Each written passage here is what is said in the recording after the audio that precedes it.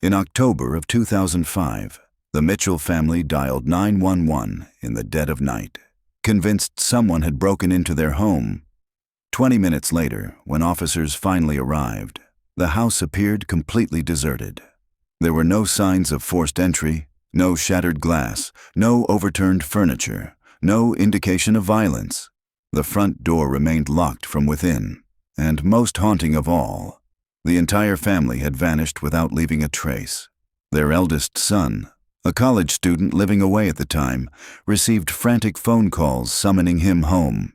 He rushed back, heart pounding, stepping into a scene he could not yet comprehend. Yellow crime scene tape stretched across his childhood bedroom doorway, and no one was willing or able to explain what had happened. Gradually, investigators hit dead ends, and the trail went cold. Over the following decade, the Mitchells were declared legally dead, their home abandoned, their story fading into unresolved mystery. Then, in 2015, during an unrelated narcotics raid, authorities apprehended Pablo Guerrero. Amidst charges involving large quantities of cocaine, Guerrero's desperation led to a bargain, a plea deal in exchange for cooperating with information. What he confessed shattered the case wide open. Guerrero described a secret inside the Mitchell house, a hidden compartment concealed within the chimney's brickwork. Investigators braced themselves when they pried open that panel. What emerged wasn't human remains, but proof of a shocking concealment. Cloth, toys, personal items carefully stashed. It was evidence of a tragic deception buried in plain sight. Connor Mitchell, the son, returned to 847 Pine Valley Road, unlocking the familiar door whose threshold now felt like the entrance to a tomb. It had been 10 years since Detective Lisa Harper had called his dormitory room and delivered the devastating words, "Your family's missing, son. You need to come home." Connor then drove 6 hours without rest, his mind spinning with hope that he'd see his father's truck in the driveway, his mother's sedan with its stained cup holder still in place, or little Emma's pink-streamered bicycle leaning against the porch. Instead, he found police vehicles, crime scene tape, and prying neighbors behind curtained windows. The house had remained empty ever since. Connor used his saved wages from years of construction work, the same trade his father had taught him before everything unraveled, to repurchase the property from the bank. A month earlier, he completed the paperwork. The door groaned as he opened it. Stale air billowed out, stirring decades of dust. There was something else in the air, an intangible heaviness that clutched at his chest, dredged up fear he thought he'd buried years ago. Inside, hardwood floors echoed under his boots, the same floors his mother had polished every Tuesday, humming melodies from her youth. The living room stretched before him, the green paint on, the walls dulled with age, the brick fireplace standing silent, the very mantel where they once hung stockings. But everything else was gone. Furniture sold at estate auctions, family heirlooms disappeared, snapshots of happier years locked away in storage units he couldn't afford to visit. Life had been stripped to its barest bones. His phone vibrated. A message from Detective Harper. "We're 10 minutes away. Are you sure you want to see this?" Connor's fingers trembled as he typed back, "I've waited long enough." He stepped toward the fireplace and ran a hand across the cold brickwork. This was the same wall where little Emma used to line up stuffed animals in perfect order, and where Chloe carved her initials one summer, 13 and certain she knew all about love. The eerie silence swallowed him whole.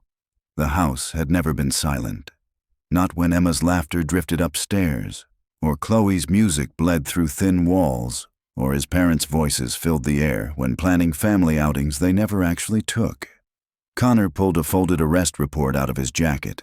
The document detailed Guerrero's confession. He'd been caught with 2 kilograms of cocaine and desperately offered to talk. Guerrero claimed that in the Mitchell house, on the right side of the chimney at shoulder height, a loose brick concealed a cache. He said his late father, Connor's father, had hidden something in that space before his death. According to Guerrero, Stephen Mitchell had met a violent end, shot by one of his construction partners after he attempted to exit the money laundering operation that had been hiding cartel money through Mitchell Construction for 3 years. And Guerrero insisted the women, Rachel, Chloe, Emma, weren't dead. Alejandro Ruiz, the enforcer, kept them locked away as living guarantees, insurance in case any other co-conspirators considered talking. That name, Alejandro Ruiz, had haunted Connor since Harper first mentioned it days earlier. It represented the man who obliterated his family and preserved the aftermath like trophies. Toying with silence, Guerrero had said Alejandro was still holding survivors somewhere unknown. Then, from outside, came the sharp slam of doors. Through the window, Connor spotted Detective Harper pulling into the driveway with 2 forensic technicians. Their faces were grave, weighed by the knowledge of what might await them. Harper stepped forward and made a single knock on the door before entering. She looked at him, her eyes steady. "You ready for this?" she asked. He swallowed hard, knowing the truth. He would never be ready. But he had come. The lead technician, Morrison, moved toward the fireplace, carrying tools and a camera. Guerrero's directive echoed in Connor's mind. Shoulder height, right side.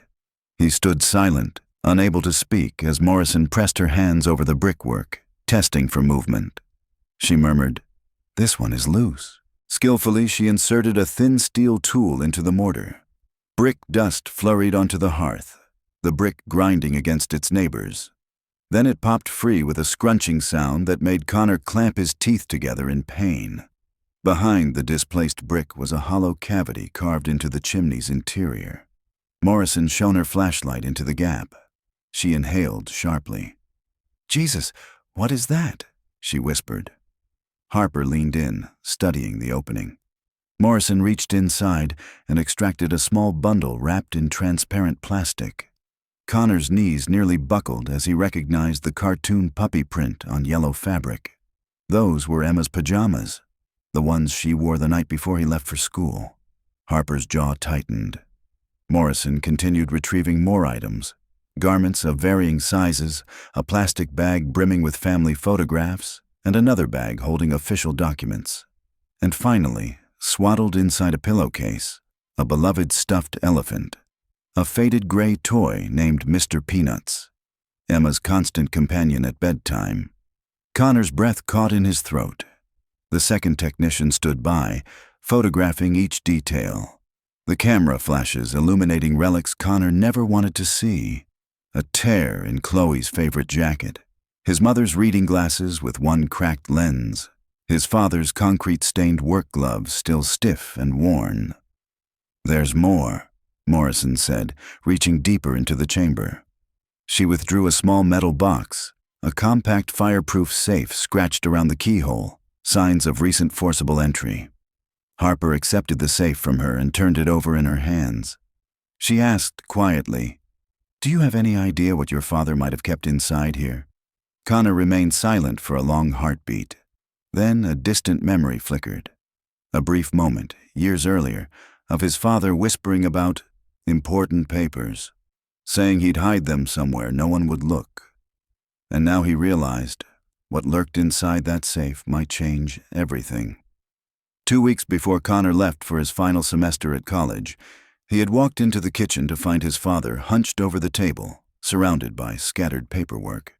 It wasn't the kind of organized mess his dad usually made during tax season or construction bids. This was frantic. Stephen Mitchell barely looked up.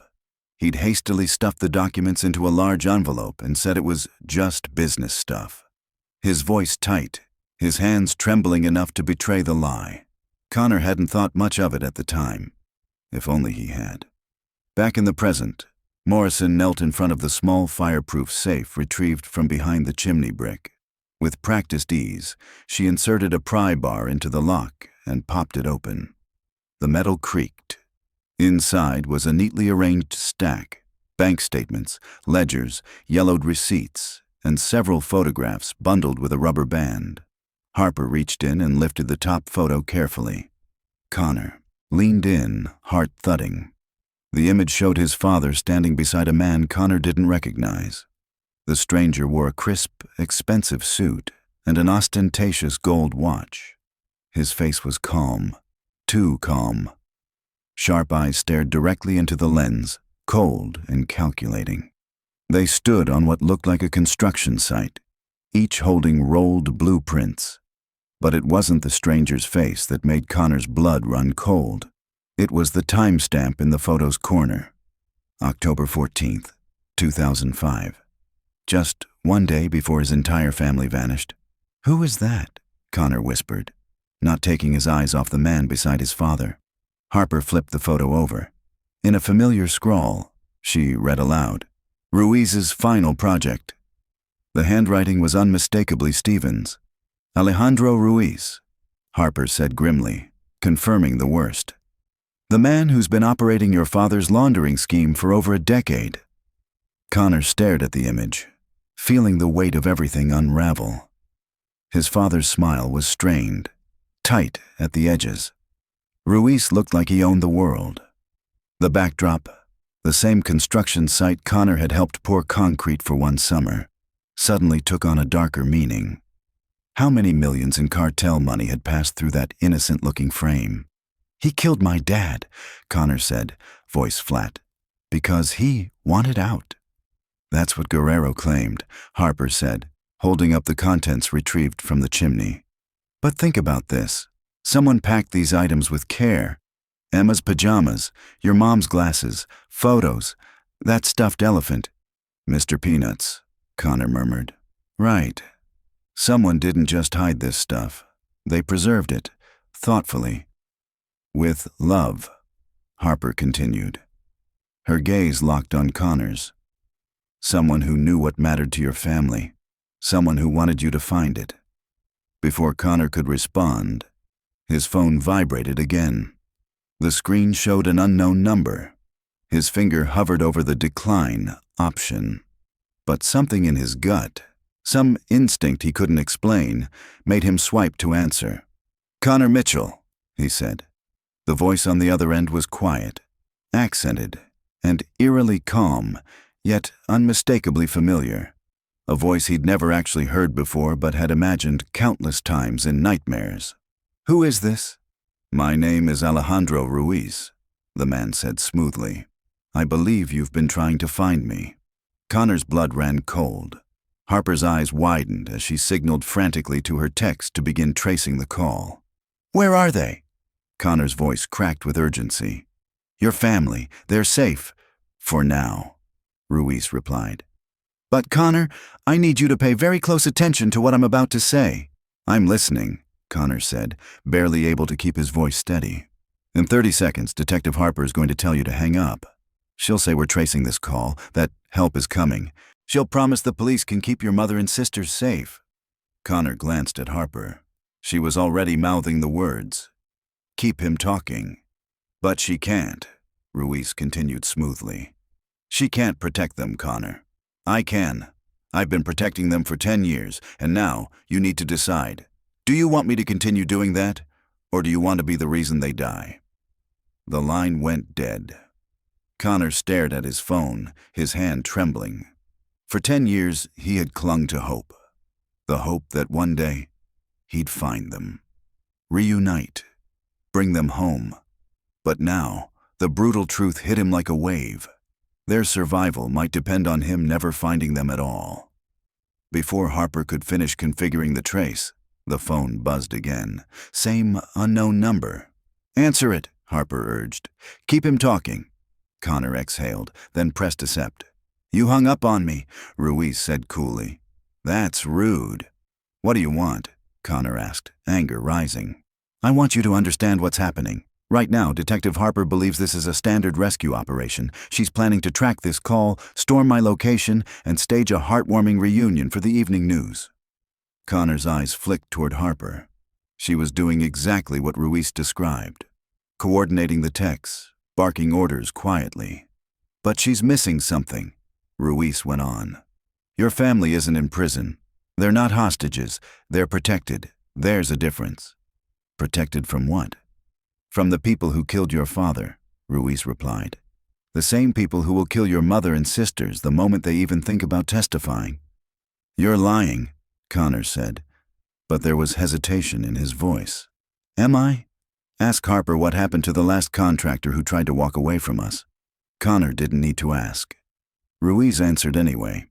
We found him 3 days later in his truck, shot execution style. But before that, we found his wife and daughter. Same treatment, same message, no one leaves clean. Harper scribbled notes furiously on a nearby notepad. Her text signaled, the trace was nearly complete. Why should I believe you? Connor asked. Because I'm about to prove it, Ruiz said. Moments later, Connor's phone buzzed again. This time, a text message. He tapped the screen. It was a photo. His breath caught. His mother, older but alive, sat at a modest kitchen table, reading a book. Her hair was streaked with gray, but her face looked calm, even content. Across from her sat a young woman typing on a laptop, Chloe. A little older, more mature, but undeniably her. They look okay, Connor said slowly. They are okay, Ruiz replied. That picture was taken this morning. Your mother believes you've moved on. She's made peace with it. Chloe earned a college degree online. She's a freelance designer now. Connor's throat constricted. And Emma? She's 16, plays soccer on weekends, popular at school. Another photo should be arriving now. It did. A teenage girl mid-stride, kicking a soccer ball, her ponytail flying behind her. Tall, athletic, smiling. Emma, 10 years older, almost unrecognizable. She doesn't remember you, Connor, Ruiz said gently. She was only 6 when it began, Alejandro said softly. To her, I'm the only father she's ever really known. Those words struck Connor like a punch to the chest. For a moment, he couldn't breathe. The rage came like a wave. You sick son of a... I saved them, Alejandro interrupted, his tone hardening. When your father's recklessness put them all in jeopardy, I stepped in. I gave them safety. I gave them new names, new identities, a life without fear. Across the room, Harper's hand slashed through the air, gesturing furiously for Connor to end the call. She mouthed, hang up, now, but Connor's grip on the phone only tightened. He couldn't let go, not when he was seeing them again after a decade of silence. His mother's lined but peaceful face, Chloe's quiet focus on the laptop, Emma, grown up, alive, vibrant. The family he'd only been able to imagine for so long was suddenly real again, close enough to reach through a screen. What do you want from me? He asked, voice low. I want what you've already proven you're capable of, Alejandro said. I want you to walk away. Again. What? The word hit like a slap. Walk away. You did it once, Connor, Ruiz said calmly. Back in October 2005, you chose your future. You left for college, chasing your dreams, and you left them behind. I was 22, Connor said, disbelief rising. I didn't know what was happening. You didn't know because you didn't want to know, Ruiz replied. Your father was cracking. You saw it. He was scared. He got strange phone calls at night, worked later and later, and came home with alcohol on his breath. He started jumping at shadows. Images surged into Connor's mind. His father, pale and tired, spilling coffee from shaking hands. The sudden obsession with locking doors that had never been locked. The whispered arguments behind closed doors went silent the moment Connor entered the room. You noticed it all, Ruiz continued. But you left anyway, because your ambitions mattered more than their safety. Because the truth was inconvenient. And now you have another choice. Connor's jaw clenched. You can walk away again, Alejandro said. Do that, and I'll keep them safe, like I've done for 10 years. But if you don't, if you keep digging, keep chasing this, keep drawing law enforcement into my world, then they stop being family. They become threats, liabilities I can't afford to protect anymore. Across the room, Harper scribbled furiously on a notepad. Don't believe him. We can protect them. But Connor remembered what happened the last time he trusted someone else to keep them safe. You're telling me that if I stop looking, he said slowly, you'll let them live. I'm telling you I already have, Alejandro replied. You've lived your life. So have they. I can give them 10 more years of peace if you let me. And if I don't? A pause. Then Alejandro's voice returned, colder than before. Then they become witnesses in a federal investigation, and in my line of work, witnesses don't live long. The line disconnected. Connor stared at the phone, his breath ragged. On the screen, the photos glowed in the dim room. His mother, alive. Chloe, busy at her laptop. Emma, smiling, unaware of the weight her brother now carried. He felt Harper's hand on his arm. Connor, she said gently, listen to me. He's manipulating you. That's what people like him do. Is it manipulation? Connor said quietly. If it's the truth, we can protect them, Harper insisted. Witness protection, federal marshals, we have the resources. Like you did 10 years ago, he shot back, his voice cracking. Harper flinched. That was different, she said. We didn't know. No, you didn't look hard enough, Connor said. Just like I didn't stay because I didn't care enough. He turned, his legs unsteady, walking toward the door. Where are you going? Harper called after him. I don't know, Connor said aloud. But he did. He was doing the only thing he knew might save them. He was walking away. Again. Behind him, Harper was already barking into her radio, coordinating surveillance teams, demanding agents, building the kind of law enforcement storm that, if unleashed, would destroy everything. It would put targets on his mother's back, on Chloe's, on Emma's. Connor stepped out into the sunlight. It was warm, bright, blinding. The light didn't soothe him. It made the hollow inside him feel even larger. Alejandro's voice echoed in his head. You chose your future over family. His phone buzzed one final time. A new message from an unknown number. Smart choice, Connor. Your family will be proud, even if they never know why. For the second time in his life, Connor Mitchell was turning his back on the people he loved most. And for the second time, he told himself it was for their own good. He drove 2 blocks before pulling over abruptly. The nausea hit in a wave. He opened the door and vomited onto the curb, hands trembling, head spinning. When he sat back up, the phone screen lit up with the images again. His mother is reading quietly. Chloe is surrounded by coffee cups and work. Emma laughed, chasing a soccer ball across a sunlit field. They looked content. And that was the blade twisting deep in his gut. In every version of the reunion Connor had imagined over the past decade, there had been tears, cries of joy, tight embraces, thank you for never giving up. He had imagined himself as the hero, the one who brought them home. He had never once imagined this. He had never pictured them better off without him. His phone rang again. Harper. Connor, where are you? She demanded. It doesn't matter, he said. Like hell it doesn't. We've got a federal task force mobilizing. We're close. To get them killed, Connor said. There was a silence on the line. Then Harper spoke again. Connor, listen. Alejandro Ruiz is a predator. He spent 10 years grooming your family to believe they're dependent on him. What are you seeing? That's not happiness. That's trauma wearing a mask. That's survival. Connor closed his eyes. What if you're wrong? What if I'm right? Harper said, almost pleading now. What if they've been waiting 10 years for someone to rescue them? What if that someone is you, and you're about to leave them behind again? Her words hit like a sledgehammer.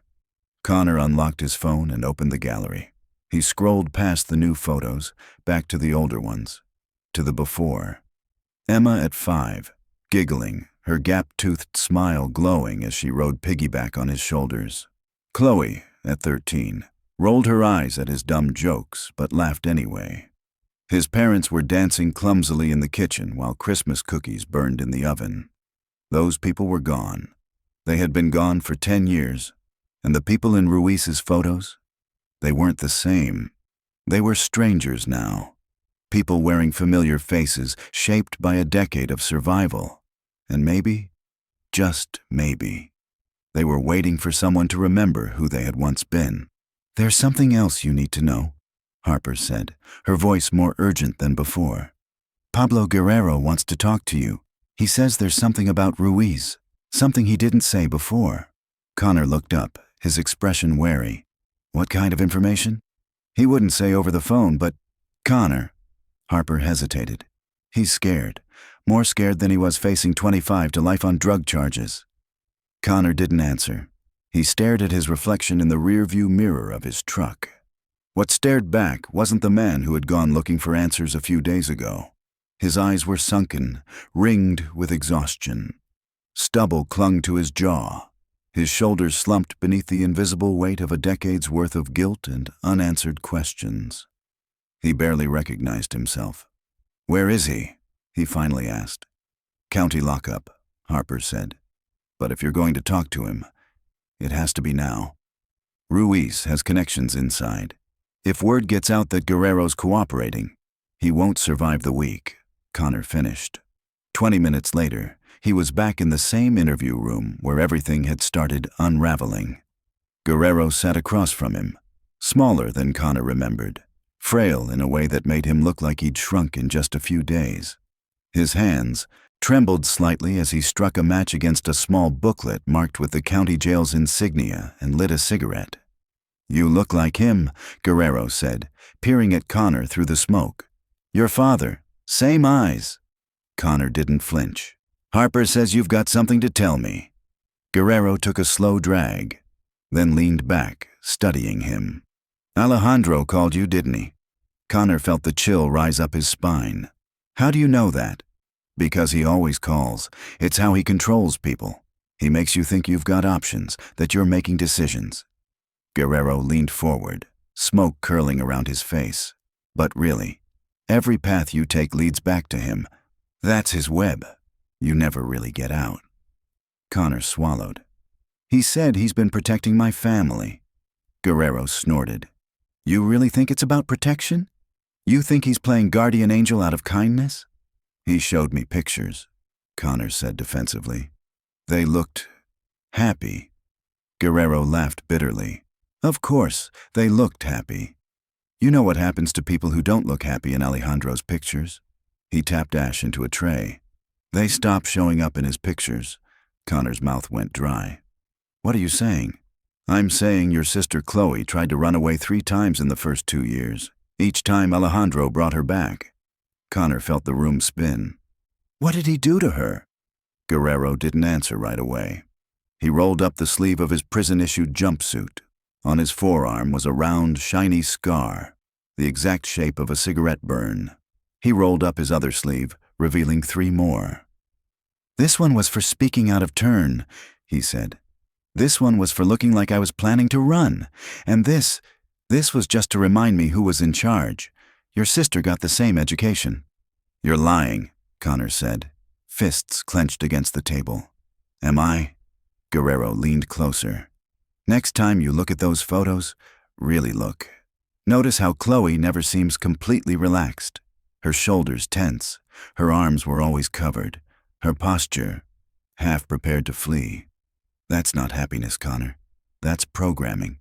Harper had been silently taking notes, but now looked up, eyes narrowed. "What about Rachel? What about Emma?" Guerrero exhaled a long breath. "Rachel figured it out quickly.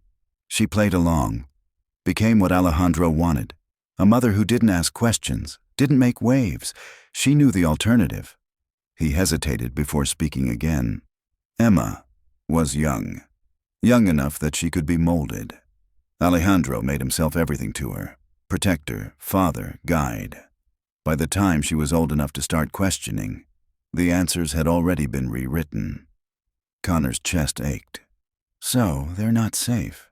"They're alive," Guerrero corrected. "That's not the same thing." He stubbed out his cigarette and leaned forward. "But that's not what I really brought you here to tell you. There's something else. Something Alejandro didn't say during that phone call." Connor braced himself. "What?" "He's under pressure. His empire's not as solid as he wants you to believe. Younger guys, more aggressive ones, are moving in. They think Alejandro's old school, that his methods are soft. Harper leaned forward, alert. What does that mean? What are they planning? They want him to clean house, Guerrero said grimly. Get rid of loose ends. That means witnesses, starting with the families he's been protecting. The air in the room turned cold. When? Connor asked, voice flat. Soon, Guerrero said. Maybe days, maybe a week. That's why he called you. He's stalling. He's trying to keep you calm while he figures out his next move. What is his next move? Either disappear your family somewhere no one can find them, or... Guerrero's eyes locked on Connor's. Eliminate them, permanently. Connor stood so abruptly his chair scraped backward with a squeal. Where are they? I don't know exactly, Guerrero admitted, but I know his pattern. He rotates families between 3 safe houses, 2 in Texas, 1 in New Mexico. Harper already had her notepad out. Give me the addresses. Guerrero rattled off the 3 locations, but then held up a hand. Listen, he said, even if you find them, even if you get them out, they're not going to thank you. Connor blinked. Why? Because you're the threat now. Ruiz has spent a decade teaching them that their old life was the danger, that you walked away, that you blamed them for your father's death, that you didn't come back because you started a new family. Connor's face twisted. That's not true. Doesn't matter, Guerrero said. It's what they believe. Harper closed her notebook, the gravity of the situation settling in. So even if we rescue them, they might not want to be rescued. They might fight you, Guerrero said. They might try to return to him. This isn't just Stockholm Syndrome. It's 10 years of calculated psychological conditioning, backed by actual safety. Care. Control. Connor sat back down, dazed. Then what do I do? Guerrero took another cigarette from the matchbook, lit it, his hand still trembling. If you want my advice, he said, smoke curling between his fingers. Walk away. Let Alejandro move them. Let them live, because trying to save them might kill them. Let them live their new lives, Guerrero had said, because the alternative, dragging them back into a world they don't even remember choosing, could destroy them for good. Connor hadn't responded. He couldn't. His breath had caught somewhere deep in his chest. And when Guerrero added, almost as an afterthought, and if Ruiz's enemies get to them first, then at least they die thinking they were loved. Connor felt the full weight of those words settle in his bones. The interview room fell silent, save for the dull hum of fluorescent lights and the distant metallic clang of prison cell doors echoing down the hall. Across the table, Guerrero sat back in his chair, his eyes distant, as if reliving his own regrets. Connor stared at the scratched metal tabletop, trying to sort through the tangled knot of fear, grief, and rage inside him. His family was alive, but they were broken. They were safe, but only under the thumb of a man who had rewritten their reality. They were happy, but it was a happiness taught through routine and repetition, through years of subtle control and reshaped memory. And out there, hovering just beyond the edges of safety, were men with guns, power, and ambition, deciding whether letting them continue to exist was worth the risk. There's one more thing, Guerrero said quietly. Connor lifted his head. Your dad wasn't just looking to walk away from the business, Guerrero went on. He was planning to flip. Full cooperation, federal prosecutors, witness protection, the works. He had evidence, enough to sink Alejandro and everyone tied to him. What happened to it? Connor asked, voice dry. Ruiz got to him first.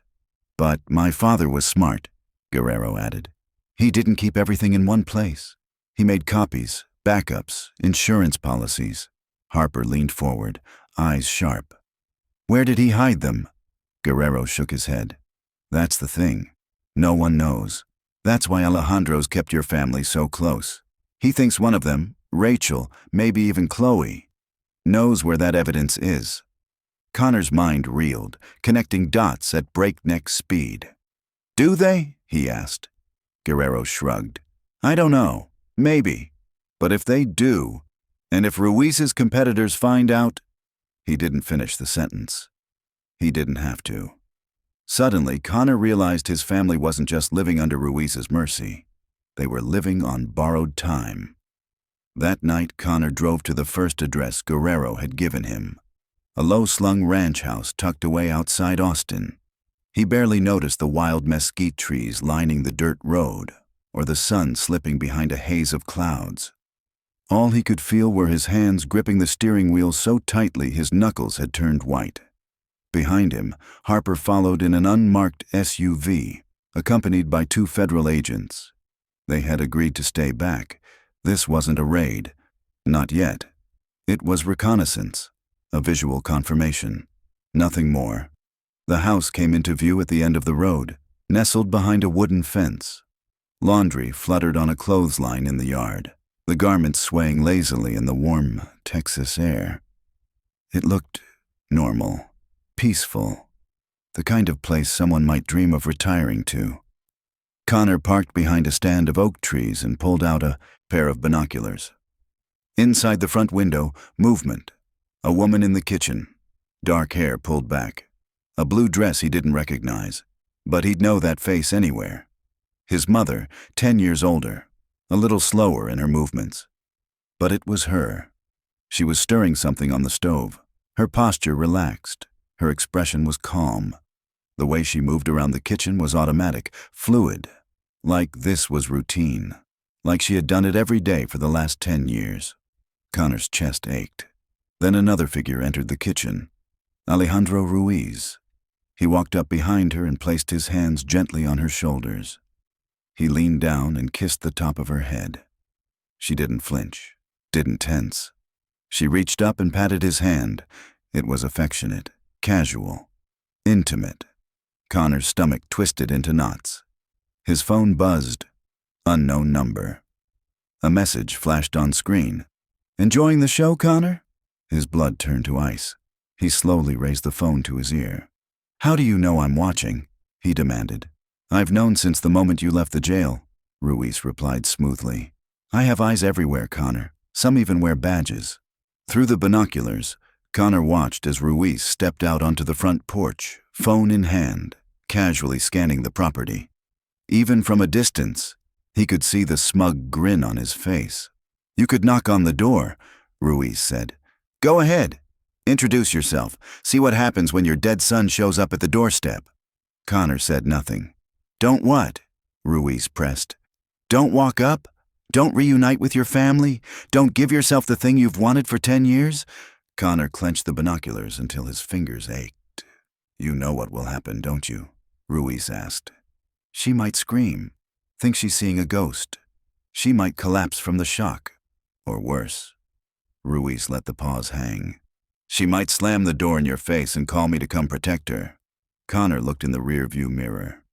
Harper's SUV was parked behind him. He knew there were scopes trained on the house, agents waiting on his signal. Your friends are getting anxious, Ruiz said, his tone mocking. Martinez is calling for backup. Foster has his hand on his weapon. Harper's telling you this is the moment to move. As if on cue, Connor's radio crackled. Harper's voice came through. Connor, we have clean sight lines. Say the word and we move. You hear that? Ruiz said. They want to turn this into a battlefield. Tactical teams, flashbangs, guns drawn, all because your family is making dinner. Connor blinked back the sting in his eyes. Movement in the house. Chloe appeared, walking into view. She was older now, her hair shorter, dressed in jeans and a worn college sweatshirt. She was carrying a laptop. When she saw Ruiz on the porch, she lifted her hand and waved. It wasn't the cautious wave of someone acknowledging their captor. It was casual, familiar, the kind of wave a daughter gives to the man she thinks is her father. She's working on her portfolio, Ruiz said, his voice calm again. Did you know she's good? Really good. I've been helping her build a client base, teaching her how to run a business. He paused. She wants to start her own company. Connor could barely speak. His throat was dry. His hands shook. This wasn't what he expected. This wasn't a rescue. It wasn't rage. It was the quiet, aching confusion of seeing people you love smiling in someone else's life. A life they believed was real. A life they'd been trained to call home. "Where's Emma?" Connor asked. "Soccer practice," Alejandro replied, his voice calm, almost proud. "She's the star midfielder on her high school team, already has full-ride offers from 3 universities. She wants to study veterinary medicine." The words hit Connor like a punch to the chest. His baby sister, a girl he hadn't seen in over a decade, was now an athlete with a future, a plan, and dreams that had nothing to do with the past he was still trapped in. "She's going to college?" he whispered. "She's earned it," Alejandro said. "She's worked hard, stayed focused, just like your sister, just like your mother. They've built lives, Connor." He paused, letting the silence settle like dust in Connor's ears. "Real lives," Alejandro continued. "Not the fantasy you've been clinging to. Not that image where they've been sitting in darkness, mourning you, just waiting to be rescued. These are lives with friends, with ambition, with futures. They aren't broken. You are." Through the binoculars, Connor watched as his mother laughed at something Chloe said. Her head tilted back, a gesture so familiar it brought tears to his eyes. He couldn't hear the words, but he could feel the joy in her movement. It was effortless. "What do you want from me?" Connor asked. "I want you to make a choice," Alejandro said. "It's simple. Your family is inside that house, 30 yards away. You can kick in that door, charge in like the savior you think you are, and drag them back into a world they don't even remember wanting. You can ruin everything they've built. Or, Alejandro said softly, you can walk away. Let them live the lives they've chosen. Let them be." Connor's radio crackled again. "Connor, what's your status?" Harper's voice buzzed through the static. "Do we move?" Connor's grip tightened. In the distance, a yellow school bus rounded the bend in the road and pulled up in front of the house. Emma stepped off. She was taller now, strong and confident, laughing with friends still inside the bus. She carried herself with grace and ease, completely unaware of the man watching her from a distance, the brother whose name she barely remembered. She looked like their father. Same eyes, same nose. But her smile belonged to their mother. Everything else was new.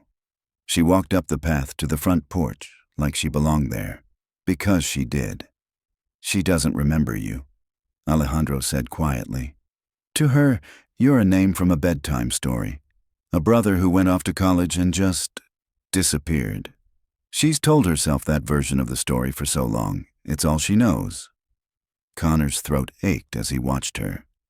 Emma reached the porch. Alejandro stepped forward, ruffled her hair. She grinned and leaned into him, laughing again. "Like father and daughter," Alejandro said. "Natural as breathing. I could tell her you're here," he added. "I could point across the yard and say, 'Emma, see that man crouched by the trees with binoculars? That's your brother Connor. He's here to take you away from everything you've built, everything you know, everything you love.'" "Stop," Connor said, voice cracking. How do you think she'd react? Connor, with joy, with confusion, or with fear? Do you really think she'd run into your arms, or run from a stranger threatening to break her world apart? Emma disappeared into the house. Through the window, Connor saw her hug their mother, kiss her on the cheek, then grab an apple from the counter. Just a teenager in a normal kitchen, living a quiet, happy life. Harper's voice came through again, more urgent now. "Connor, we need a decision. The sun's going down. We're losing visibility." Connor stared at the house. At the home that wasn't his. A life he'd never been part of. A world that had rebuilt itself without him. He raised the phone again. "If I walk away," he asked Alejandro, "what guarantee do I have that your enemies won't find them?" "You don't," Alejandro answered without hesitation. "But if you bring the federal government down on me now, they will become targets. No question. You can save them from a possibility, or you can condemn them to a certainty. Out of the corner of his eye, Connor saw the tactical van approaching, a trail of dust behind it. His window of choice was shrinking fast. "There's something else you should know," Alejandro said, "about your father's evidence. The files he hid before he died. I found them." "What?" Connor whispered. "Last year," Alejandro continued. "Bank records, wire transfers, conversations with federal prosecutors, everything, enough to destroy me 10 times over." "Then why are you still free?" "Because," Alejandro said slowly, "I made a deal with your family." Connor's heart stopped. "I told them what would happen if the evidence ever saw the light of day. I showed them the cost. Your mother understood. She chose to keep it buried." "You're lying." "Am I?" Alejandro said. "Ask yourself, Connor. If your family wanted to be found, if they wanted justice for your father, why haven't they used the one thing that could guarantee it?" Connor looked through the binoculars again. His mother was setting the table.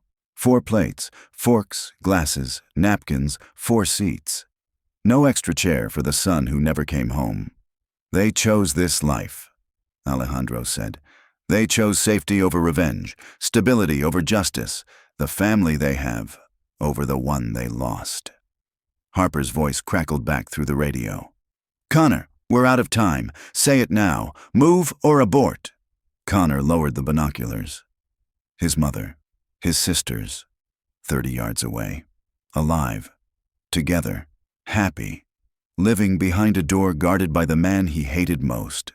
And if he breached that door now, if he tried to pull them back into the truth, they might never recover. Everything they'd built might unravel. Everything they had might be lost. "What's it going to be, Connor?" Alejandro asked. Connor closed his eyes and made his choice. He lifted the radio.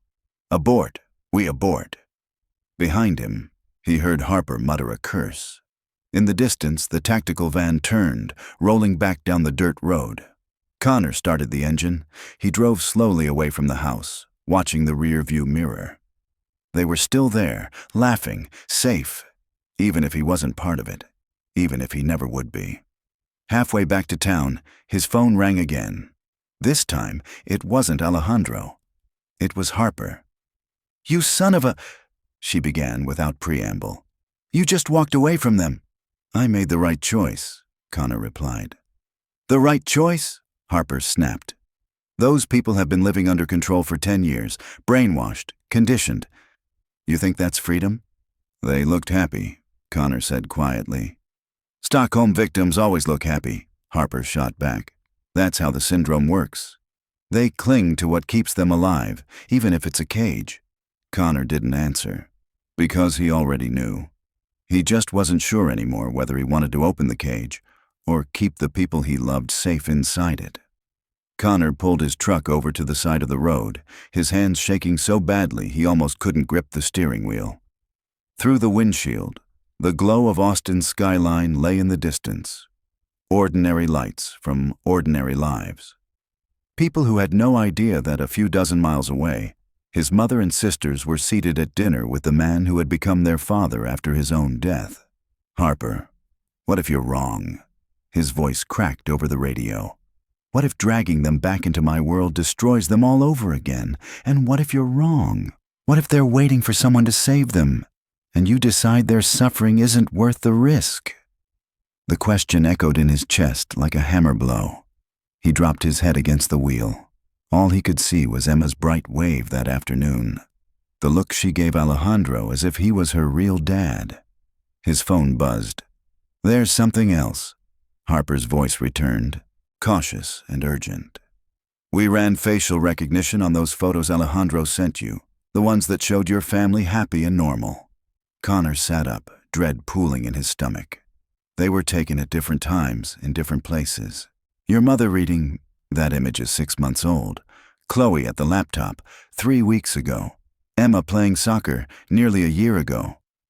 "What are you saying?" His voice was hollow. "That Alejandro's been gathering images of your family for months, maybe years, assembling them carefully, so they'd present the perfect facade if you ever got too close. Silence. Then static. Harper's voice disappeared. Then it was replaced by a calm, familiar, and terrifying tone. "Connor," Alejandro said, "you should be more careful about who you trust." Connor's spine stiffened. "What did you do to Harper?" There was a slow exhale. "Detective Harper is safe. For now. But she's asking too many questions, calling too many places. That complicates things." Connor's blood froze. "Where is she?" "As safe as your family, for now. I protect people I need to protect." He paused. The pull was unmistakable. "But soon, she may become someone I need to eliminate." Connor started the truck again, accelerating toward the city. "What do you want?" he asked. "I want you to understand something," Alejandro replied. "When I showed you those photos, let you peek at them with binoculars. That wasn't kindness. It was a strategy." "Strategy for what?" Connor's voice quivered. "So you'd think it was real. So you'd turn back. But those images were old. So what I saw, was it real?" "Maybe," Alejandro replied quietly. "Maybe not. Maybe your mother really was cooking dinner for her new family. Or maybe she's been gone for 5 years, and that was her sister, who looks just like her from a distance." Connor felt bile rise. "You're lying." "Maybe Chloe really is working on her graphic design portfolio. Or maybe she's been held underground for years, brought out only when I needed the photos." The image of the old Chloe in his mind shattered. Maybe Emma really is a high school star with scholarship offers. Or maybe she's been trafficked, traded to people who pay more for girls who look like American teenagers. Connor pressed his forehead against the steering wheel, nausea hitting in waves. "You sick bastard," he whispered. "I'm not sick," came the reply. "I'm practical. To me, your family is of economic value. Assets, and assets get used until they no longer produce profit." He could see police lights growing in the distance, heading toward the last location Harper transmitted. Too late, maybe.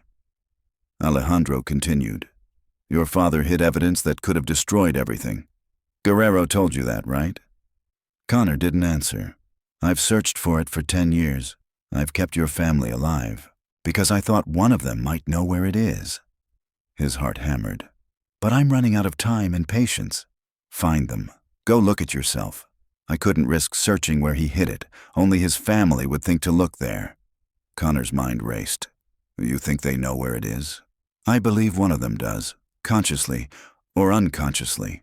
Either way, I'll find out." Connor blinked tears. "You're gonna torture them," he whispered. Alejandro's voice shifted. "I'll ask them questions, gently at first. How cooperative they are determines my method. How cooperative they are depends on whether they believe their answers save their family or annihilate it." Terror squeezed Connor's lungs. "That's what this is about, Connor. You want me to persuade them? Come alone. Visit each of them.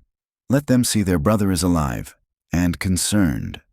Then ask about the insurance policy. Show interest in my operation, or I'll assume they don't know." Connor's knuckles whitened. "Then I'll know. The files are gone. Your family becomes unnecessary." A text flashed on the screen, an address somewhere outside San Antonio. "You have 24 hours, Alejandro's message read. "Come alone, ask about your father's insurance, help me recover those files." Another sentence. "If you refuse, Harper is the first casualty. Your family will be second, third, and fourth." The line went dead.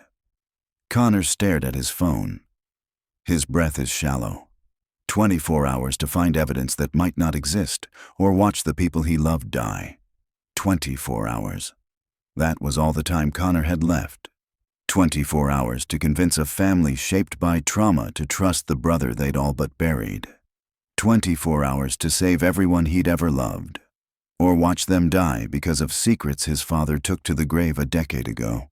The highway blurred beneath his tires as Connor sped toward San Antonio, toward the reunion he had once dreamed about.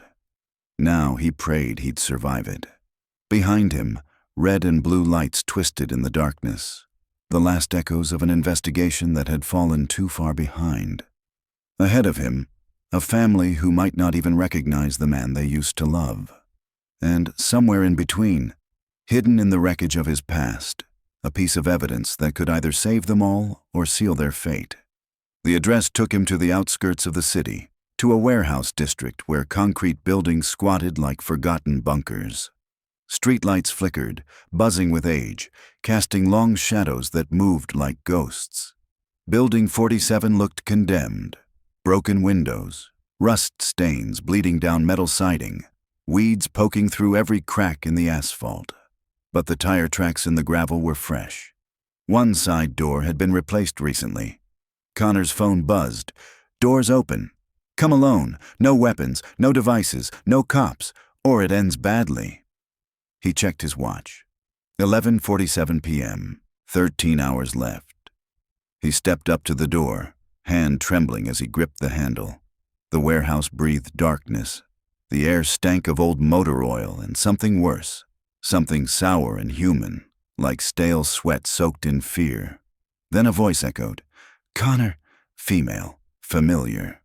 His heart stopped. "Mom?" A single bulb snapped on, casting a yellow halo over a metal chair. His mother sat inside it. Her hands were folded neatly in her lap, wearing that same blue dress he'd seen through the binoculars. But up close, the makeup couldn't hide the bruises. She held her left arm like it had never healed right. "You look older," she said, her voice smooth but brittle, like something that could crack if bent the wrong way. He stepped closer. Every muscle in his body screamed trap. "Are you okay? Are you hurt?" "I'm fine," she said too fast. "Alejandro takes good care of us." "Where are Chloe and Emma?" "They're safe. We're safe." She glanced behind Connor toward the darkness. "Aren't we, Alejandro?" A voice from the shadows answered like a blade. "Very safe, as long as this goes smoothly." Connor's eyes adjusted. There, an outline, a man standing just beyond the light's reach, watching, controlling. "Mom, we need to talk about Dad, about what he hid before he died." Her expression faltered. Color drained from her face. "I don't know what you mean." "Yes, you do. Bank statements, wire transfers, records that could destroy Alejandro. Dad hid them. You know where." She shook her head, but her eyes gave her away. "Mom, please. Harper's missing. He's going to kill her if we don't find those files." That name cracked something in her. "Detective Harper? The woman who used to call us? She's alive?" "She's alive," Connor said. "And she never stopped looking. Neither did I. And you know who else didn't? Mrs. Williams. She still leaves flowers on the porch every Christmas." His mother's hand flew to her mouth. "Mrs. Williams is still alive?" "Yes, she's been waiting for you to come home." Alejandro's voice cut in again, colder now. "Enough. This isn't a reunion, it's business." Another light snapped on. Across the warehouse, 20 feet away, Chloe sat in a matching chair. She looked older, tougher. Scars lined her arms, some deep and recent. She blinked against the light. Her eyes met Connor's, flickering with a mix of hope and raw terror. "Chloe," he whispered, taking a step. "Stay where you are," Alejandro barked. A third light clicked on. He was fully visible now, standing behind Chloe with a gun pressed to her temple. "She's been brave," he said. "Loyal. But even loyalty has limits." Chloe's voice trembled. "I told you. I don't know anything about Dad's files." "But you do know about the insurance policy," Alejandro said smoothly. "You were 14 when he died, old enough to hear things, to remember." Connor looked from Chloe to his mother. Both stared at him like people drowning, people who had no idea which direction the surface was. "Where's Emma?" he asked. "She's at school," his mother said quickly. "She doesn't know anything. She doesn't have to." "She thinks I'm her father," Alejandro said. "She calls me Papa. I'm the one she runs to when she's scared, when she needs advice, when her heart gets broken." "You're not her father," Connor growled. "I'm more her father than you ever were. I've been there. You've been gone." Connor steadied himself. Mom, what did Dad say about insurance? His mother and Chloe exchanged a glance, silent and sacred, forged over 10 years of captivity. Finally, she whispered, He told us, if anything ever happened to him, we should look in the place where Emma keeps her dreams. Connor blinked. What does that mean? I don't know, she said, but he made us promise. Alejandro stepped forward, gun still steady. Then I suggest you start remembering, because your time is almost up. What did that mean? Connor asked, his voice tense with urgency. His mother's voice cracked as she replied, I don't know. It was the last thing he said to me before. Her words trailed into silence. She couldn't say it, couldn't bring herself to finish the sentence that had haunted them all. Alejandro took a slow step closer, the pistol still aimed at Chloe's head. His tone was low and cold. Where Emma keeps her dreams. What does that mean to your family? I said I don't know, Chloe snapped back, though her voice shook. Emma was 6. She kept her dreams in everything, her toys, her art, her books. She had a whole world in her room. Think harder, Alejandro growled. I am thinking, she shouted. He said it the night before he died. He was frightened, panicked. I don't even know if he made any sense. Connor's mind was racing. Emma at 6 years old. The way she'd gather her stuffed animals for tea, the endless drawings of castles and planets. If she were to keep her dreams somewhere physical, something sacred and safe, where would it be? The treehouse, he said suddenly. His mother's hand flew to her mouth. Oh my God. Connor nodded, breath catching. Dad built Emma a treehouse in the old oak behind our house. She used to call it her dream house, said that's where she'd go to imagine herself being a princess, a veterinarian, or even an astronaut. That's where she kept her dreams. Alejandro's eyes narrowed with interest. There's still a treehouse on your old property. It was there the last time I saw the yard, Connor said. I didn't look for it, but maybe. Alejandro lowered his gun, but his smirk remained cruel. Then that's where we're going. Just you and me. Your mother and Chloe stay here. They're our insurance. Your guarantee that you don't pull any stunts. Connor's gaze locked on his mother and sister. His mother was pale, visibly trembling. Chloe tried to mask her fear with defiance, but her clenched jaw and unsteady breaths betrayed her. If I find the files, Connor said, you let them go. If you find the files, Alejandro replied. Everyone lives, your family, Detective Harper, even you. But if you come up empty, he let the threat hang in the air like a loaded gun. Connor closed his eyes, imagining Emma's tiny hands grasping Mr. Peanuts, climbing into that old treehouse with dreams bigger than her body could hold. Maybe, just maybe, inside that memory was the salvation his family needed.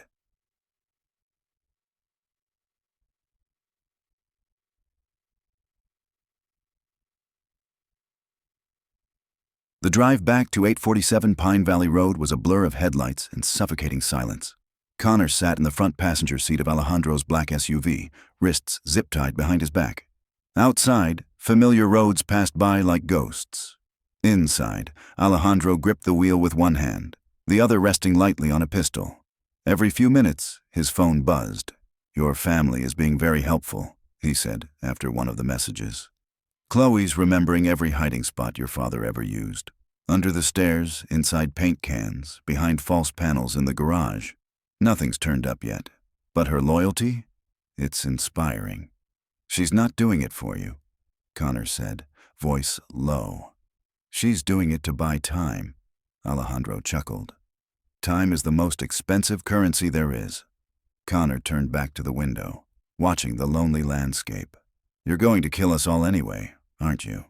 That depends entirely on what we find in that treehouse. And if the files are there, Connor pressed, then your family becomes complicated, Alejandro replied with an indifferent shrug. Witnesses to a decade of captivity, psychological coercion, and murder. Can I afford to let that kind of truth walk away? Connor's hands balled into fists behind his back. So it's pointless. Not pointless, Alejandro corrected. Strategic. If the files are real, They contain leverage, proof of criminal transactions that tie back to people far more powerful than me. Judges, politicians, federal agents. With that kind of ammunition, I can disappear, comfortably. As they turned onto Pine Valley Road, Connor's old home came into view. The windows were dark, like hollow eyes watching them approach. Alejandro slowed the vehicle and pulled into the overgrown driveway. Gravel crunched beneath the tires. He reached over and sliced Connor's restraints with a flick of a blade. "Don't run, don't scream, and for God's sake, don't try to be a hero. Your family's lives depend on your obedience now." They circled the house and stepped into the backyard. Flashlights pierced the darkness, revealing a jungle of neglect, waist-high weeds, sagging fence, lines, vines consuming what once was a garden. And there it stood, in the back corner, the old oak tree, gnarled and towering like a sentry from another time. 20 feet up in its branches was Emma's treehouse. It looked smaller than Connor remembered, the once bright wood now dulled to gray by weather and time. The roof sagged under the weight of dead leaves, but the structure still held. "How do we get up there?" Alejandro asked, scanning the trunk. Connor pointed. "Dad nailed planks to the trunk. Emma helped him one summer afternoon. It was her first real project. Some of the planks had rotted away, others were loose or missing, but the ladder was mostly intact." "You first," Alejandro said, his pistol rising to cover Connor's back. Connor tested the first plank. It creaked, but held. Slowly, he began to climb, each step scraping his hands and drawing blood. Bark peeled away beneath his grip. His heart pounded louder than the groaning wood. With every foot of height, the past returned. Laughter echoes through branches. Emma's tiny voice singing lullabies to her plush toys.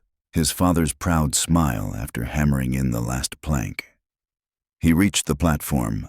It was more cramped than he remembered, but intact. Cobwebs hung in corners. A tattered blanket lay abandoned in one corner, next to a rusted tin box painted purple with stickers now faded beyond recognition. Connor reached for it with trembling fingers. The lid groaned as he pried it open. Inside was a smaller metal container, the kind used for storing tools or old documents. Beneath a layer of dust sat a note. Emma's dream house. It read in his father's handwriting. Connor's breath caught in his throat. He unlatched the box. Inside, sealed in plastic, were folders labeled with names, dates, and account numbers. Receipts, voice recordings, names of cartel members and politicians. The insurance policy. Connor exhaled, relief mixing with dread. He shouted down to Alejandro, "I found it." "Good," came the cold reply from below. "Now toss it down, carefully." Connor looked at the files, at the proof that could burn Alejandro's empire to the ground. And then he looked past them, toward the skyline where dawn was just beginning to rise. Emma's laughter echoed in Connor's mind, carried from some long-forgotten summer afternoon. His father's voice trailed close behind it, warning her not to lean too far out, to hold tight to the railing. The memories were vivid. Sunlight slanting through green leaves, the creak of wooden boards as they built the little sanctuary together. A safe place. A place for dreams. Connor climbed through the hatch and into the treehouse.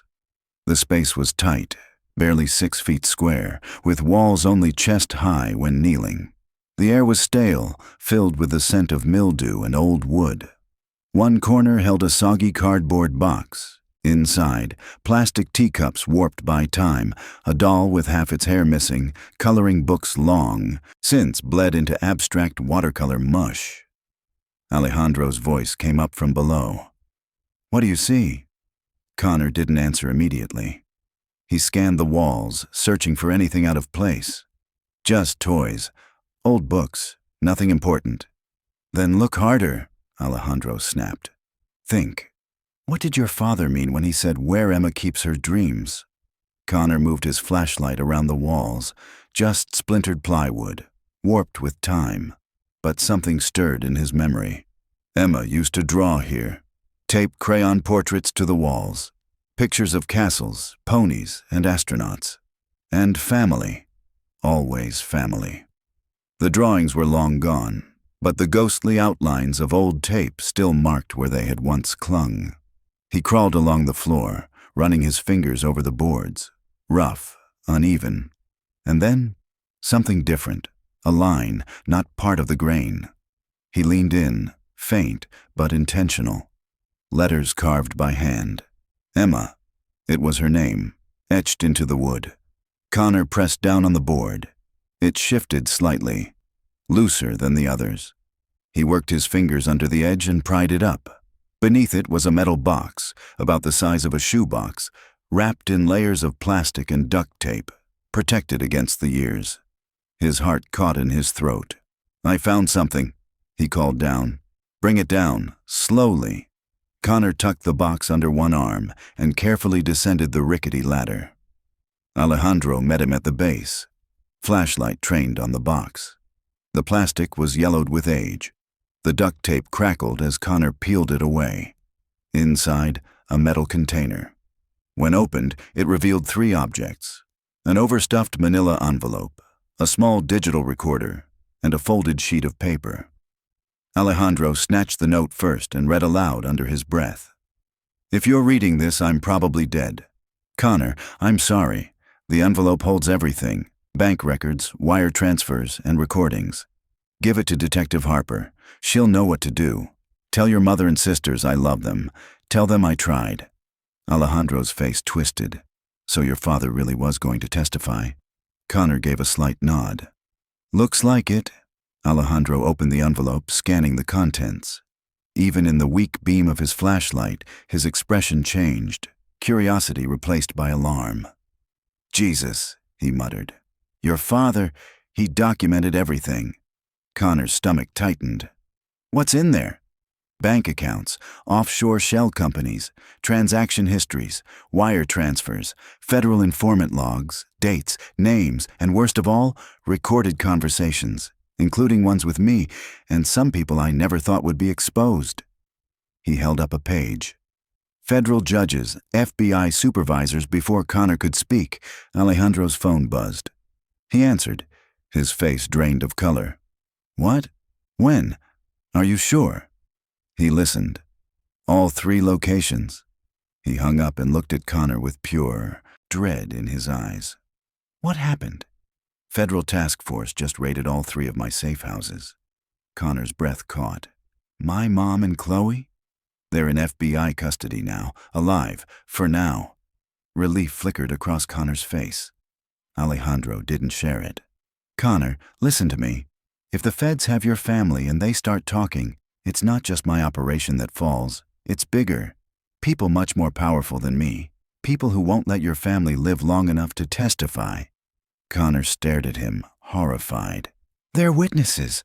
They'll be protected." "By whom?" Alejandro sneered. "The same system your father tried to expose. The same system that let me operate for years with federal cover. Number, your family isn't safe. Not now." He stuffed the envelope back into the box, his hands shaking. "I have to disappear. Now." "What about my family?" "They've just become the most dangerous people in the country. They hold memories, conversations, faces, names. That makes them liabilities. And people will come for them." He started toward his SUV, then paused. "One more thing. Don't trust the FBI. Don't trust anyone.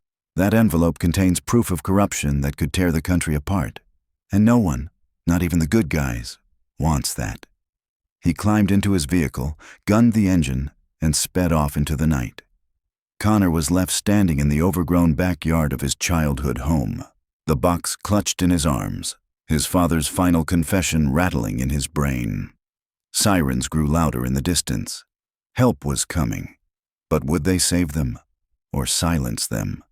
6 black SUVs, 2 tactical vans, and more agents than occupied his hometown police force surrounded the house he once called home.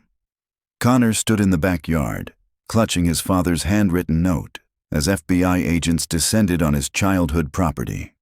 Agent Sarah Martinez moved toward him, badge clipped to her chest. weapon holstered but clearly visible. "Connor Mitchell?" she asked. "That's me," he replied, voice shakier than he knew. "I'm Agent Martinez, FBI. We need to talk." She led him to the nearest SUV. Inside, Detective Harper sat in the back seat, looking exhausted but alive. Relief slammed into Connor's chest as he sank beside her. "Harper, thank God. Are you okay?" "Better than I deserve," she replied hoarsely. "Alejandro's people grabbed me, but they kept me alive as leverage. When the raid began, they left me in a warehouse and vanished." Martinez climbed into the front as they all settled into the vehicle. "Mr. Mitchell, your mother and sisters are in protective custody. They're safe, but we need to discuss what comes next." He shifted in his seat. "What do you mean?" "You've been reunited with a family who lived under the thumb of one of America's most wanted men for the past decade.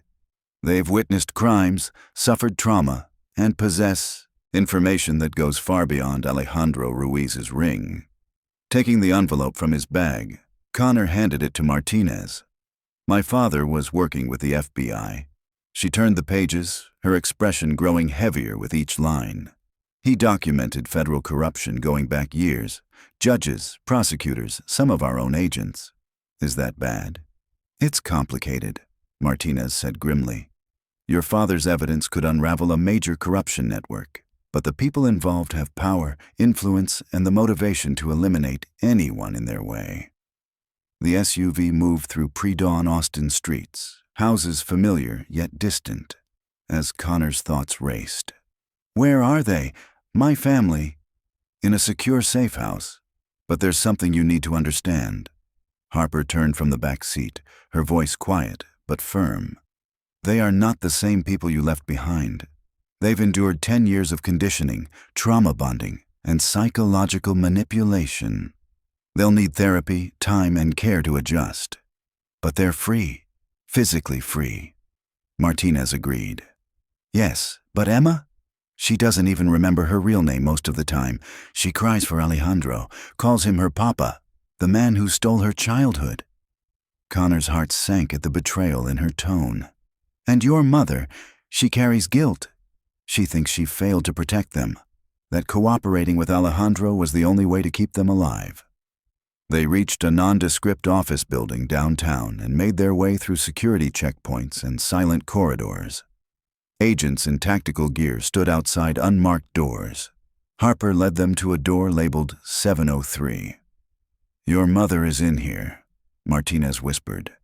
"But you should brace yourself. She might not react the way you expect." Connor's hands trembled as Harper opened the door. Inside, his mother sat at a small table, dressed in clothes that fit again, healthier than in weeks. Yet when she saw him, her face crumbled. "Connor," she whispered, voice breaking. "I'm so sorry." He rushed forward, embracing her after 10 years. She felt fragile, broken and repaired. "Mom, you have nothing to apologize for." Tears flowed down her cheeks. "No, I do. I allowed Alejandro to raise our daughter. I let him rewrite our lives. I told you I'd moved on, that you didn't want us anymore. That wasn't my decision to make. You kept them alive. That's all that matters," Connor whispered. She shook her head, bitterness in her voice. "It was a weakness. I let that monster poison Emma's mind. I watched it happen, but I didn't stop." Connor held her tightly, understanding at last the burden she'd carried silently. He asked softly, "What about Chloe and Emma?" "She's next door," his mother said. Chloe never forgot. She remembered birthdays, quotes, details. She resisted quietly. "And Emma," Connor's voice cracked again. "She doesn't remember her real family," she said.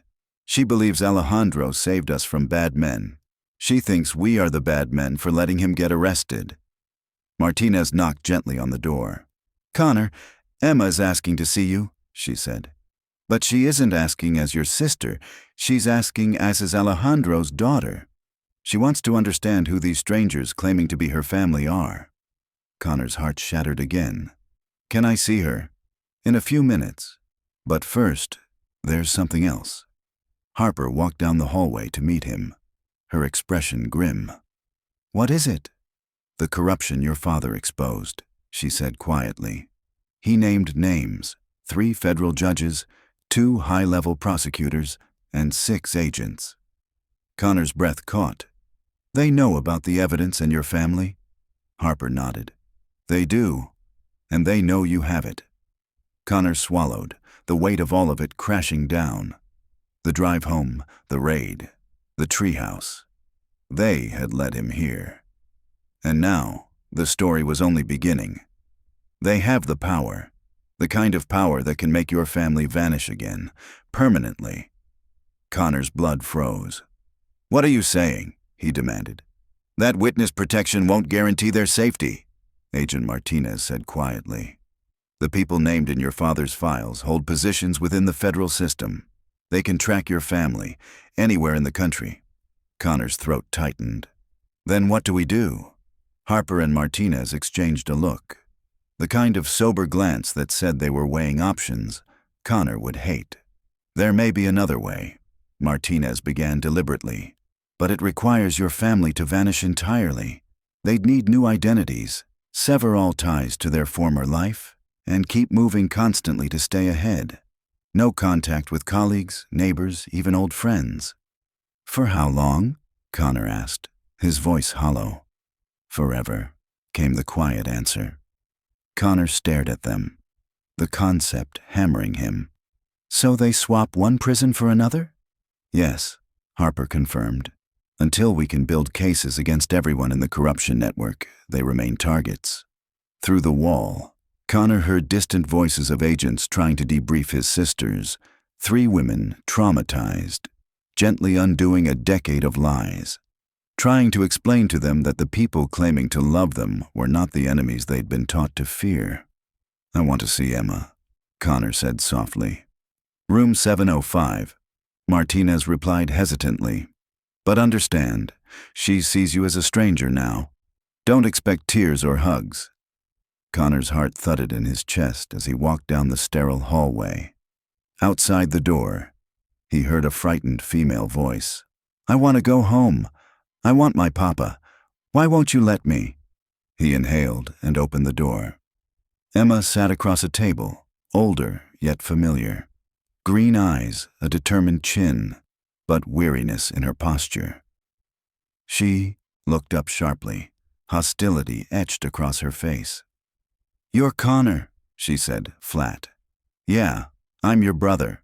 "No, you're not." Her tone carried certainty.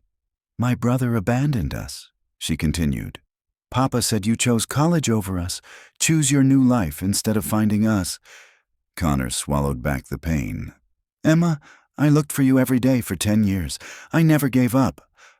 "My name isn't Emma anymore. It's Maria." She said the words crisply. "I've been Maria for 10 years.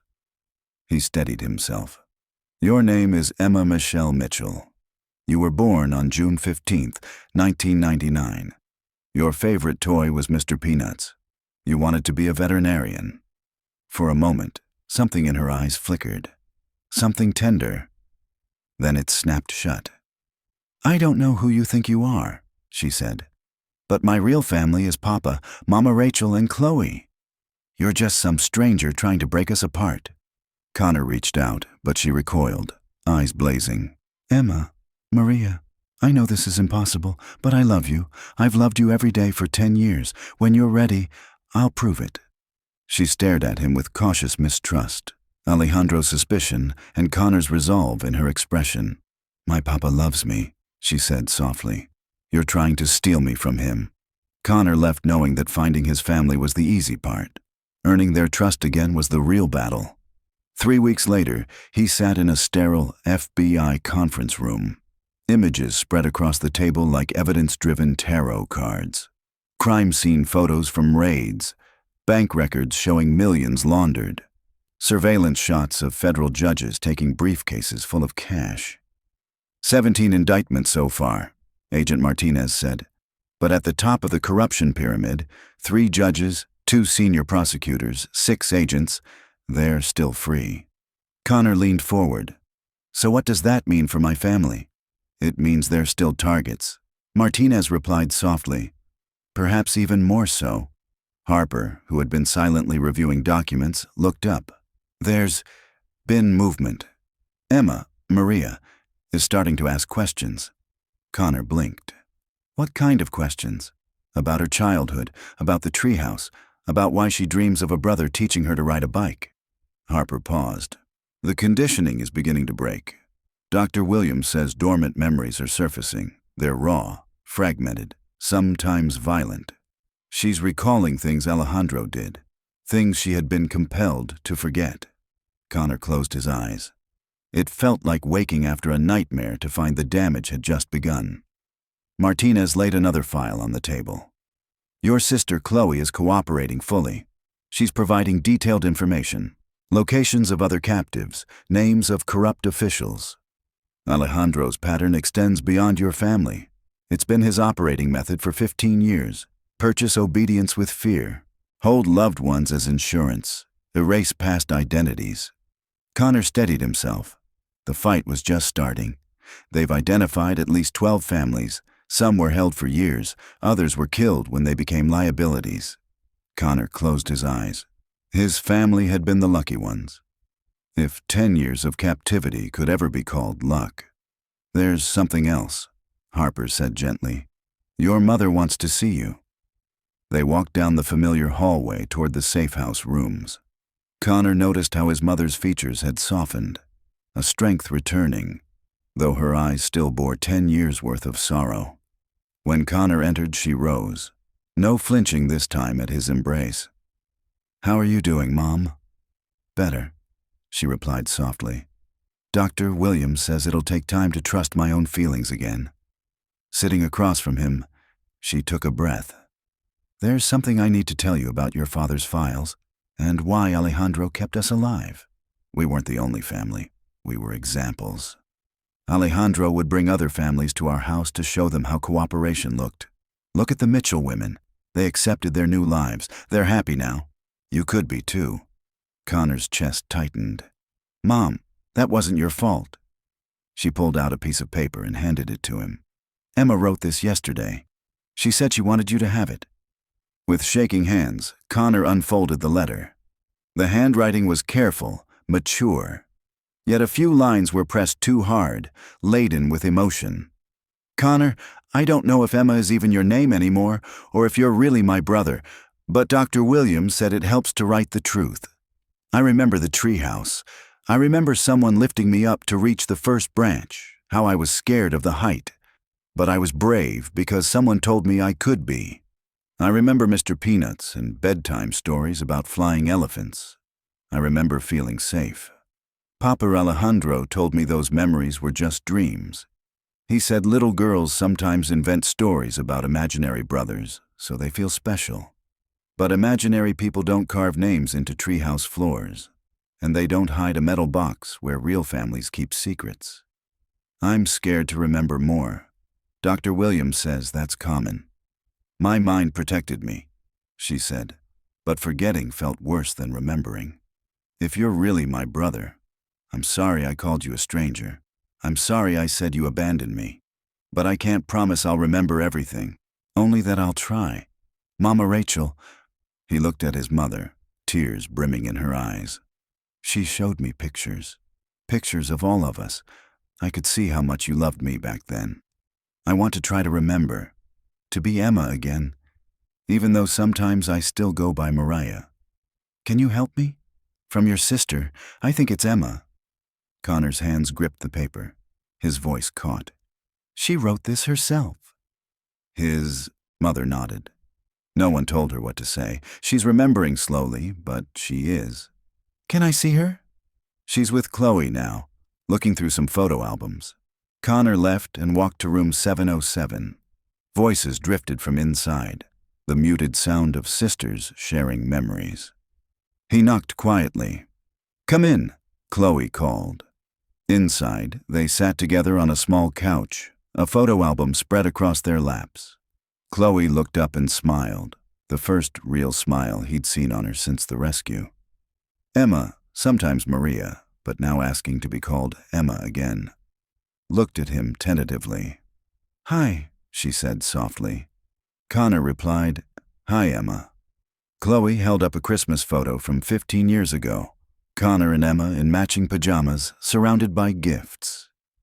"You gave me Mr. Peanuts that Christmas," she whispered. Connor sat gently across from them.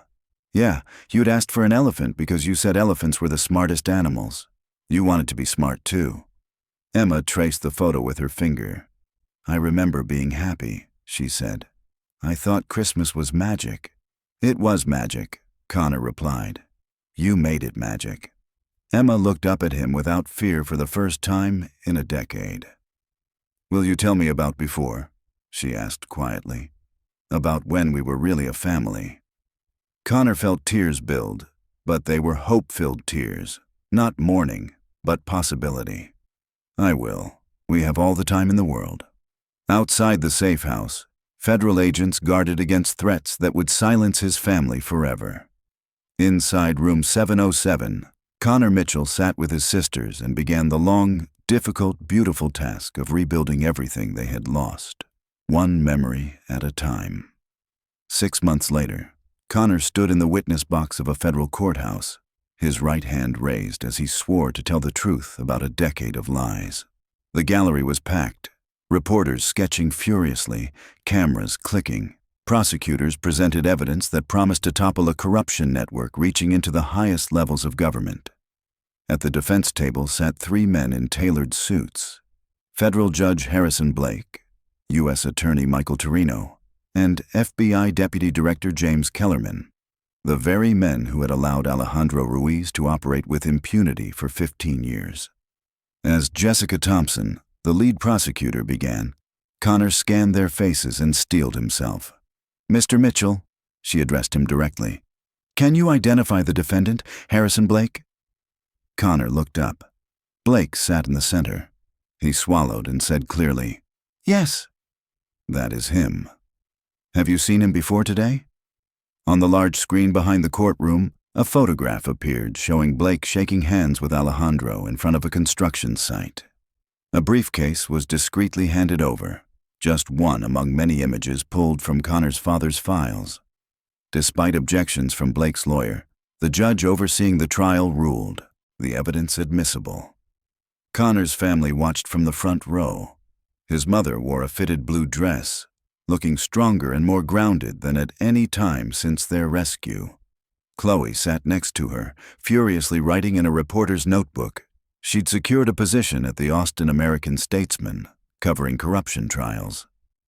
Emma, now 17 and fighting to reclaim her new name, sat beside Chloe, her spirit fragile but defiant. She'd enrolled in college early, studying psychology, determined to one day help other trafficking survivors. 6 months of slow daily work had brought them to this moment. Family dinners had gone from awkward to hopeful. Therapy sessions had allowed Emma to untangle Alejandro's lies from her own memories. Many nights, Connor's mother just called him to hear his voice, filled with relief that he'd never stopped trying for them. Prosecutor Thompson turned back to Connor. "What happened when you discovered your father's evidence?" Connor recounted the treehouse revelation, Alejandro's manipulative calls, and the impossible choice between justice and his family's safety. He described watching his family through binoculars, the psychological manipulation, and finally, how he'd recovered proof of corrupt federal actors. "And where is Alejandro Ruiz now?" Connor looked ahead, steady. "He's dead. Dead. Stabbed by his own associates who decided he'd become too dangerous to keep alive. Found shot in a warehouse 3 months ago. Execution style. His death freed Connor's family from Alejandro's direct control, but it also removed the prosecution's cornerstone witness. That's when Connor's mother, Chloe, and Emma took the stand. His mother testified about how she'd been forced to play the role of Alejandro's wife at social functions, shaking hands with respected judges and politicians who treated him like legitimate commerce to be courted. Chloe described being used as a courier, carrying messages and cash to contacts in the federal system. And Emma, brave and fragile, spoke of lies she'd been told, how she'd come to believe her real family had abandoned her, and cooperating with Alejandro was the only way to survive. He told me my brother hated me," Emma said, voice clear despite tears. "He said he blamed me for Dad's death and that he'd started a new family because I wasn't worth the effort." When asked if she believed him, she answered simply, "I had to." Defense lawyers tried to discredit her, painting her as a traumatized hostage with Stockholm Syndrome. But the evidence was hard. Bank records showed millions laundered, photographs were clear, and Connor's father's recording spoke from beyond the grave, documenting systemic corruption at the highest levels. The trial stretched over 2 months. Each day, Connor sat in the gallery, watching the men who had enabled his family's suffering fall one by one as their greed unraveled.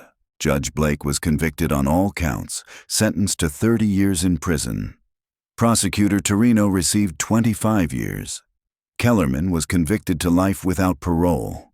When the final verdict was read, Connor felt something he hadn't experienced in 10 years. Closure. Not complete healing. That would take decades. But closure nonetheless. The knowledge that justice had been served and the system that had failed his family had finally been made right. After the trial, Connor drove to 847 Pine Valley Road, his childhood home. It looked different now. Fresh paint, trimmed hedges, signs of life returning. His mother had insisted they move back. "It's where we were happy," she said. "It's where we should be happy again." In the backyard, Emma sat under the oak tree, a college textbook open on her lap. When Connor approached, she looked up with both longing and pain. "How did it go today?" she asked softly. "Guilty on all counts," he replied. She nodded, eyes veiling both relief and mourning for the twisted version of family she'd lost. "Stockholm Syndrome doesn't end in a trial," Emma said later, voicing their unspoken thought. "Part of me still misses him. Dr. Williams says that's normal. Even when the person hurt you, when they kept you alive, you can feel grief for losing them." Connor knelt beside her under the tree. The treehouse loomed above, weathered but solid. "I've been thinking about taking it down," he said quietly. "Oh, don't," Emma replied firmly. "This treehouse is where Dad hid the truth, where I kept my dreams, even when I forgot I had them." She leaned against his shoulder, tentative but trusting. "Someday, when I have kids, I want a place to keep their dreams too." Connor looked up at the same tree his father had climbed, the box of evidence still holding its significance. He realized the journey wasn't over, but somewhere under that oak, something new had begun. Connor looked at his sister, this resilient young woman who had endured trauma that would have shattered most people, yet chose light over darkness, healing over bitterness. She wasn't just surviving. She was learning to live again. He saw strength in her eyes, not because she had escaped pain, but because she had faced it and still believed in the future. "Yeah?" he said softly, a smile tugging at the corner of his lips. "Maybe they will." Inside the house, warm yellow light spilled from the kitchen windows. Through the glass, he saw his mother and Chloe standing side by side, stirring pots and clinking dishes, their laughter rising like music. Something Chloe said made their mother laugh aloud, the sound so casual and beautiful it felt like a miracle. Not long ago, such a moment would have been impossible to imagine. Now it was real. It was fragile, but it was theirs. His phone buzzed. A message from Harper flashed across the screen. "Saw the verdict on TV. Justice served. Proud of all of you." Connor's fingers hovered briefly before replying, "Thank you for never giving up." "That's what family does," Harper answered. "We don't give up." Connor looked around the backyard, the ground where he'd scraped his knees as a child, the patch of grass where his dad once pitched a tent for a backyard campout, the old oak tree that had hidden the truth for a decade.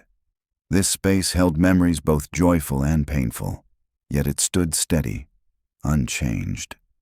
Like them, it had endured. They weren't the same family they'd once been. They couldn't be. But they were whole again, in their own way. Healing wasn't instant, but it was happening, one shared meal, one rediscovered memory at a time. "Connor, dinner," his mother called from the kitchen, her voice familiar and soft, weighted with meaning. It was the same call she'd made countless times in his youth, but tonight, those words meant everything.